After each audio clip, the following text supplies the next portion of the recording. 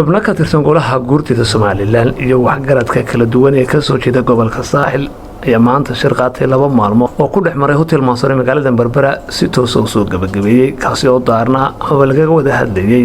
xeerka doorasho ee golaha guurtida uu yeelan doono ugu horreyn waxa halkaasi hadal ka soo jeediyay xogayaha gobolka Saaxil Saad Ciise Umar iyo xogayaha guud ee golaha guurtida Somaliland Qaryaqaan Cabdinaasir Aadan Beeg waxay galaysaa dhacdada qaranka galaysaa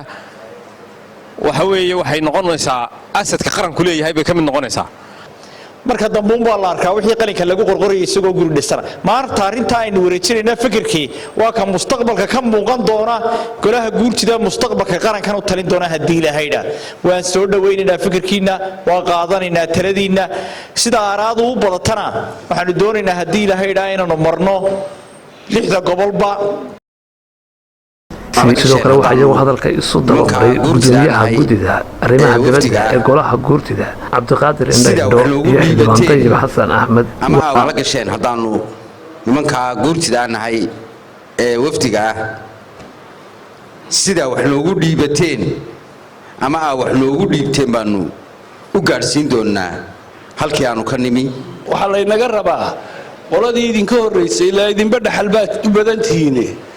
afrikay gaarsiiyeen sida ragiina qalinka iyo warqada sitaanaad Yurub gaarsan lahaydeen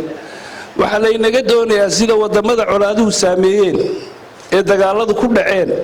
ay sidaynu arrinkeena ugu xalilanay ay iyana ugu xalili lahaayeen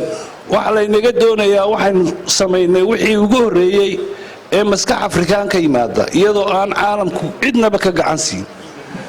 waxa la doonayaa marka maanta inaynu adduunka tababarno intaasi kadib waxay afkaartooda ku aadan xeerka doorasho ee golaha guurtida uu yeelan doono ku cabiray halkaasi odayaasha kala duwan ee iyagu ka soo qayb galay shirkaasi guurtida in lagu soo doorto qaab xulasho ha anigu fikirkayga waa taageersana soo in lagu soo doorto qaab xulasho guurtida waan taageersana anigu ma taageersanin hab xulasho lagu soo doorto sababtoo ah waxaan imtixaankii qabyaalada la ilaabinu kaga baxayna taageersanin in hab xulasho lagu soo saaro waxaan taageersanahay in ku guurtida iminka joogta 5 sano loo jadiidiyo yaa taageersanahay in loo kordhiyo ayaa taageersanahay waxaan anigu waan ka soo horjeedaa in sidii hore loo doorto oo ay soo xulaan madax dhaqameedku waxaan uga soo horjeedaa wadadii markii hore aynu wax ku dooranay waa laga baydhay waan ugu xanaamsanay in la soo xusho waana sababeynaya wax loo soo xulanayaa dee wax weyn horena waan uga hadlay meesha masiirkii Somaliland ugu sareeyay weey Somaliland dalbaanahay ciidiyo naftisaadee ma jirto markaan ahay muwaadin carab markaan ahay caaqil cadeed markaan ahay aniga ciidii ma joogto golaha guurtida Somaliland muwaadin Somaliland dalbaanahay waxa lagu soo doonayaa habka lagu soo doonayo ayaa lagu aaminsanay inay soo doonto sababtuna waxa weeyaan